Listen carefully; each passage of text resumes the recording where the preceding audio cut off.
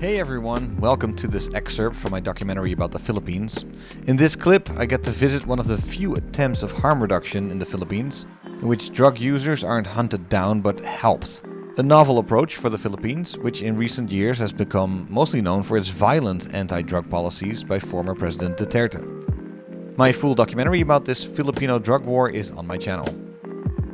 The prisons of the Philippines are famously packed, some working at 600% overcapacity. In 2018, 70% of inmates were held on drug-related cases. In the same spirit, Duterte had announced that he would erect mega camps for addicts who volunteered to rehabilitate. This plan, straight out of some dystopian drug war nightmare, only came to fruition because a Chinese businessman paid for it. The Mega Drug Abuse Treatment and Rehabilitation Center was erected in North Luzon. The plan quickly failed because it was hardly thought through. It would involve moving and feeding thousands of people to north of Manila. The logistics and cost of these massive camps were just too crazy. So the government started focusing more on community rehab centers. Through a network of organizations, I got in touch with the pilot project for one of these centers that was trying an alternative, non-violent approach to the perceived drug problem.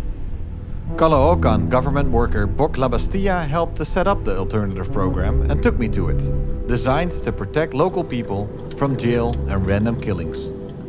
So can you say that in a way Duterte also just helps the discussion about drugs in a way, in order to get something positive going? In the sense that he's sort of really single-minded about it. That he's also been saying that that's the thing we have to solve in order for us to move on. So that sort of mobilized a lot of the resources available. So it mobilized resources both for killing people and for helping people. Yeah. You can say that. Oh, okay. We're next to a church, you shouldn't curse. So where are we going now? This one is Our Lady of Grace. It was the bishop who really set this up for us. Each one goes through an intake process, and psychiatrist gets to say like if you're there for Not more than 4. Yeah. And do you have to be clean? No, the drug testing is not really a big part of the program. So it's really a waste of time. We get more out of just talking to them, right? And So I got to see what this alternative approach entailed. Okay, so what they're doing, as I understood it, is that they're trying to avoid their shoes and flip-flops laying around because they symbolize the drugs that they should not try to get in touch with ever again in their lives.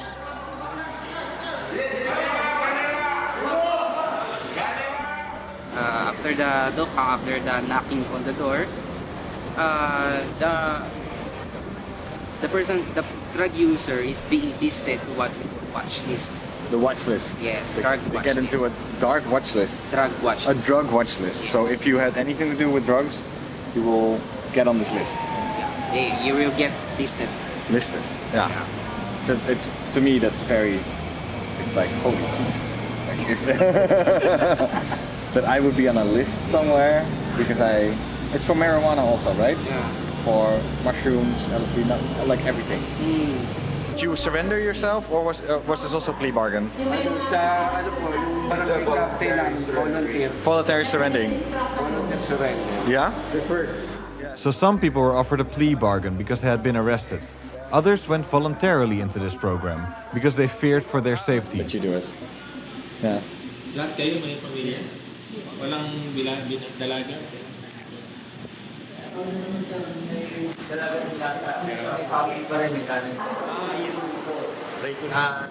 nang tumigil, nag-pray ako nung araw na gusto ko nang tumigil lang. Huwag akong mapapahamak. It's using shabu, right? Shabu? Marijuana. Marijuana. You were using marijuana? How many years ka naging marijuana? I think 8 8 years. What was bad about it? Yeah. Why was it bad?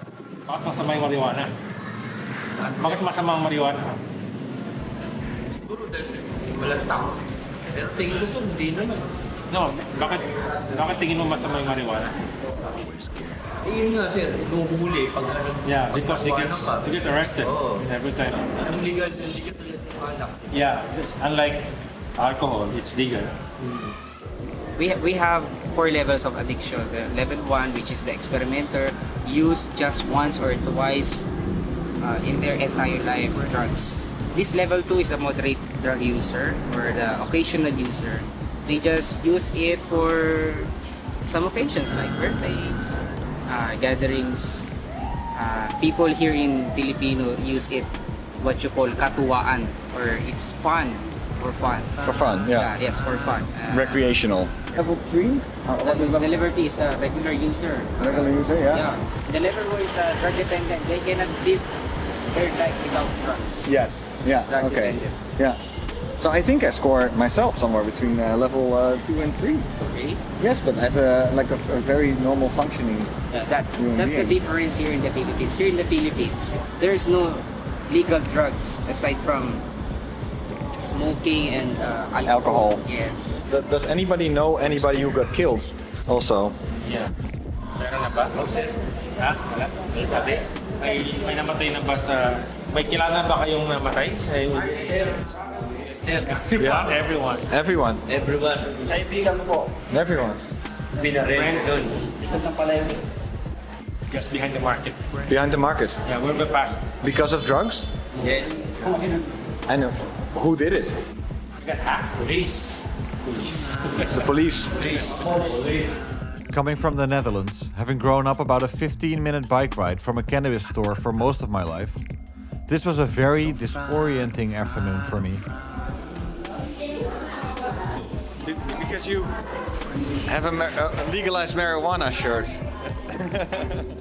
On the one hand, I feel sorry for them being put in this position, but at the same time, it's never bad to make new friends, look within, and work on yourself. What is this? What is certificate, recognition certificate for how to introduce myself, to how to story myself. Kasi I work hard at this. Yeah?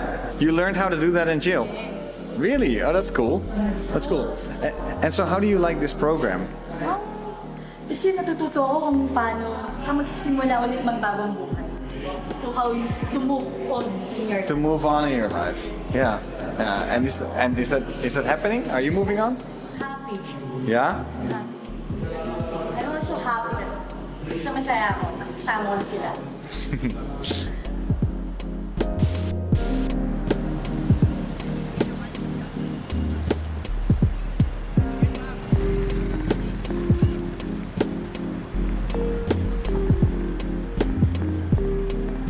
Hey, thanks so much for watching. If you made it this far, don't forget to like, subscribe, and if you want to support Quiet on independent the Western journalism like Front. this, you can also check out my Patreon. Hopefully I'll catch you in one of my next stories.